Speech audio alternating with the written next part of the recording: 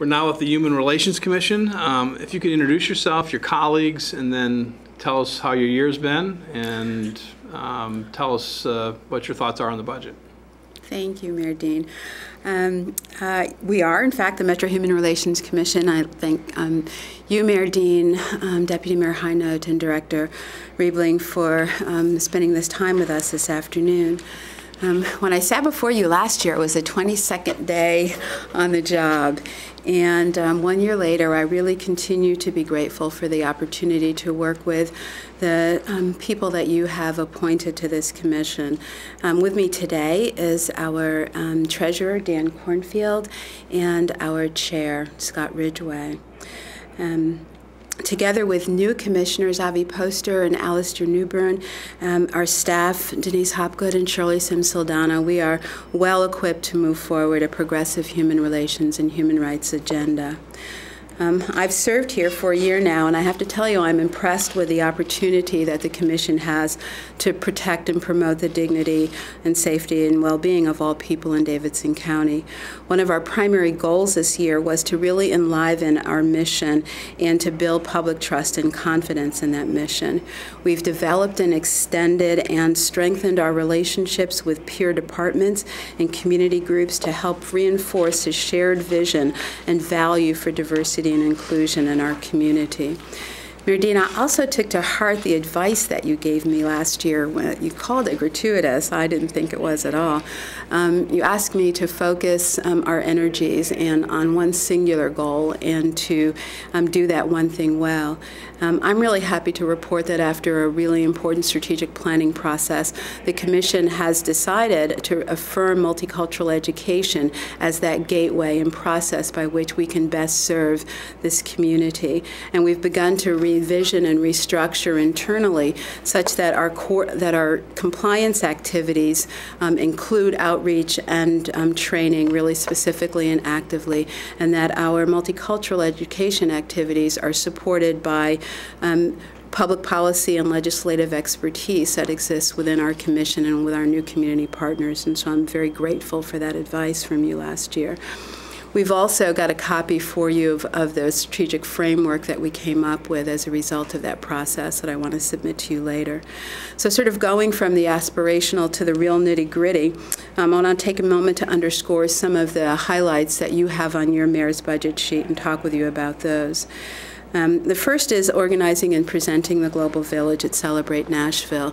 That's a wonderful and fun opportunity for us, but really beyond that, it provides a cultural immersion experience for people who visit. It's an educational opportunity, and for the Commission, our role in this enables us to develop really authentic relationships that will help us support a quality of life study for Metro's racial, cultural, and ethnic communities that we are proposing this year. I'm really pleased to continue to work with Parks, Paul Woodman, and my colleagues over there, and I'm grateful for that collaboration. Our hate crimes forum, Mayor Dean, which we are also grateful that you spoke at, allows us not only to provide another opportunity for education, but we were able to glean from the participants at that event a range of concerns that they have about hate-motivated violence or bias-motivated violence in our community. And we were also able to hear from them some of the solutions and strategies that they would propose we use to help intervene. Not surprisingly, bullying was one of the ideas and concepts that came up repeatedly with people at the end of that event, and our education committee has squarely placed that on the agenda for us to follow up on this year. By organizing and supporting our employees' participation, for example, in the Stand Against Racism, for our work with the Fire Department and with Metro Council on last year's 9/11 commemoration, for our work with the LGBT community. This year we will sponsor a youth village at Pride. We're very excited to be able to help bring youth-serving organizations together in that way. We're trying to signal to the community that we take seriously our motto, which is one city, all people. And finally, I think the thing that's most exciting, or one of the things that's most exciting, and perhaps it's because of my educational background, but this year the Metro Human Relations Commission will have and hold its first Human Relations Summit for Nashville-Davidson County High School students. We're going to do that during the intersession as part of the Alignment Nashville work with schools. And the summit is really threefold in nature.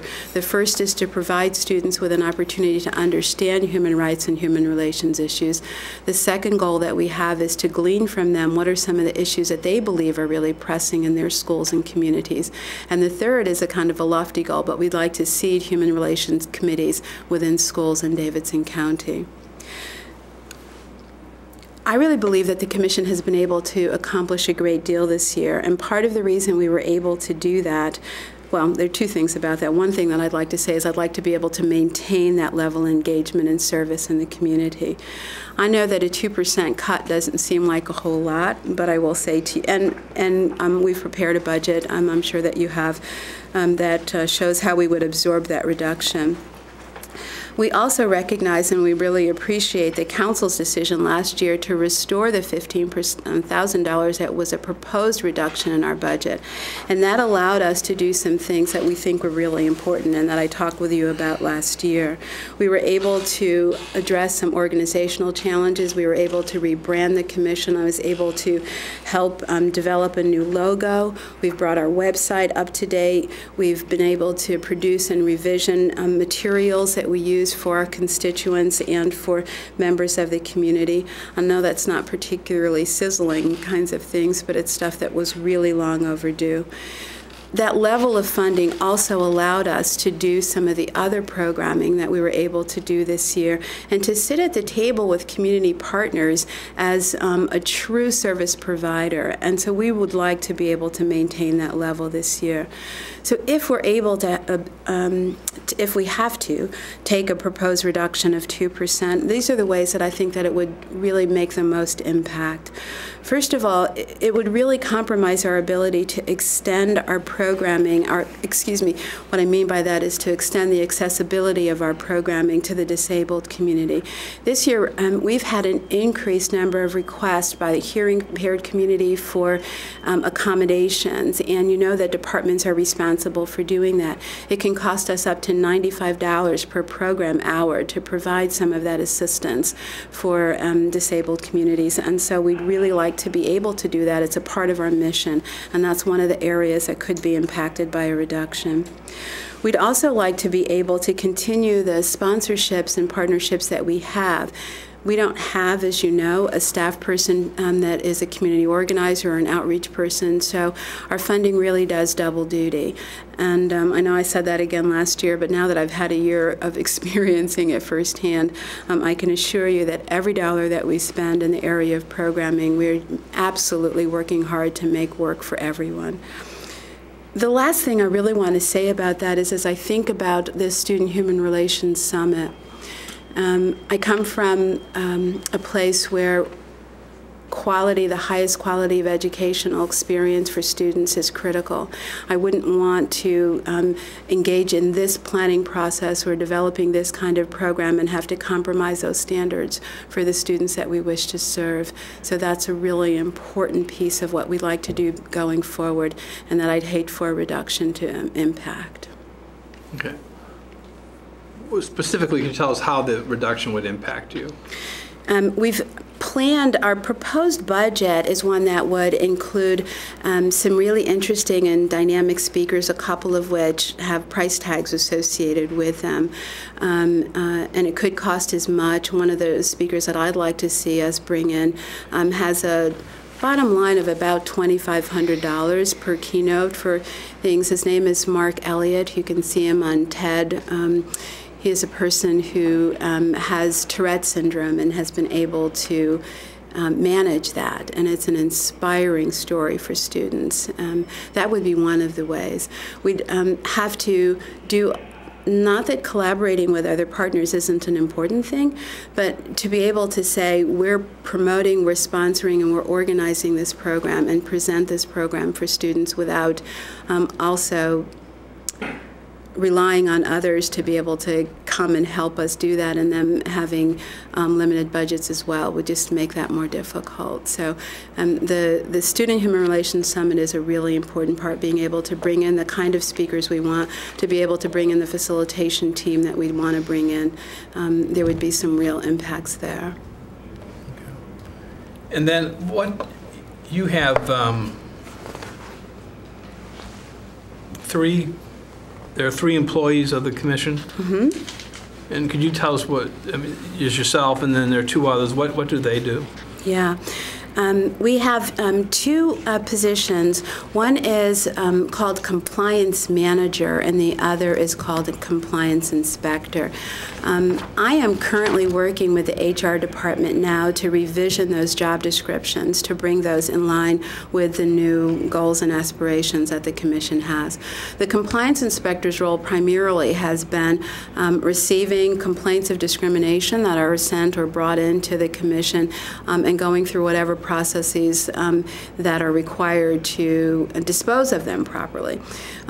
Shirley Simsaldana, as Compliance Manager, has been responsible primarily for from what I've been able to understand in the year that I've been there, multicultural education initiatives. She serves as our Metro and Title VI coordinator, working with Title VI officers within different departments. And so her work seems to have been mostly in multicultural education and in office management, generally speaking. Denise's responsibilities more in the area of dealing with any complaints or concerns of discrimination that come in. As I said, I'm working now with HR to revision those job descriptions, because in fact I need to have more capacity in community outreach and project management and program development. So, I mean, basically the intake portion of it, the complaints portion, will sort of merge into the larger community outreach, public education piece. Is that what's happening? Yes. Yes, I would say that's good. Yes. That's good. I mean, because I think there's more work to be done in that area. And I think this year you started down this path, particularly with the different meetings you've held, and I'm excited by the educational piece you're doing. But I think that's really where, and this is just me talking, but that's really where you're going to make the big difference and and it's needed. Yes. It's certainly needed.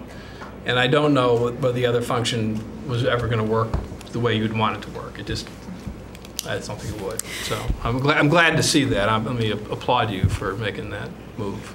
We're also, and we are working on the compliance side. We've got some crack attorneys who are looking at all of our policies around that and helping to streamline that, to actually make it more understandable for the public, right? There's really 2 sides of the compliance issue as far as I'm concerned. One is the reactive side. Somebody calls, somebody's got a complaint, we address it. The other is helping people understand how to comply with the law, and that's where the education part of things. I think the Title VI work and the work of the government is very positive and very essential.